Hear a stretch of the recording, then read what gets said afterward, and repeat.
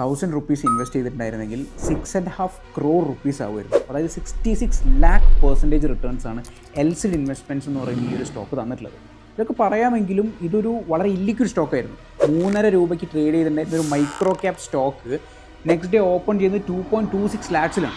ഇത്രയും വലിയൊരു മൂവ്മെൻറ്റ് ഈ സ്റ്റോക്കിന് ഉണ്ടായിട്ടുള്ള റീസൺ നമ്മൾ അണ്ടർസ്റ്റാൻഡ് ചെയ്ത് കഴിഞ്ഞാൽ നാളെ ഇത്തരം ഓപ്പർച്യൂണിറ്റീസിന് ഒരു പക്ഷേ നമുക്ക് ഗ്രാബ് ചെയ്യാൻ പറ്റും. അതായത് ഈ 3.5 രൂപയ്ക്ക് ട്രേഡ് ചെയ്തിരുന്ന ഈ സ്റ്റോക്കിൻ്റെ ബുക്ക് വാല്യൂ എന്ന് പറയുന്നത് 5.85 lakh ആണ്. വിച്ച് മീൻസ് ആ കമ്പനി മൊത്തമായി ഡിസോൾവ് ചെയ്യപ്പെടുകയാണെങ്കിൽ ഈ 3.5 രൂപേൻ്റെ ഷെയർ ഹോൾഡ് ചെയ്യുന്ന ഒരാൾക്ക് കിട്ടാൻ പോകുന്ന എമൗണ്ട് എന്ന് പറയുന്നത് 5.85 lakhs ആണ്. അപ്പോൾ ആ സ്റ്റോക്ക് ഒരു അണ്ടർ വാല്യൂഡ് സ്റ്റോക്കാണെന്ന് മനസ്സിലാക്കിയിട്ടുള്ള ഇൻവെസ്റ്റേഴ്സ് എന്ത് ചെയ്തു? ഇത് ആർക്കും വിൽക്കാൻ തയ്യാറായിട്ടില്ല, ഹോൾഡ് ചെയ്തു. അങ്ങനെ 2011 ശേഷം ബെയർലി ഇനി ട്രേഡ് നടന്നിട്ടുള്ളൂ ഈ ഒരു പെർട്ടിക്കുലർ എൽസിഡി ഇൻവെസ്റ്റ്മെൻറ്റ്സ് പറയുന്ന സ്റ്റോക്കിൽ.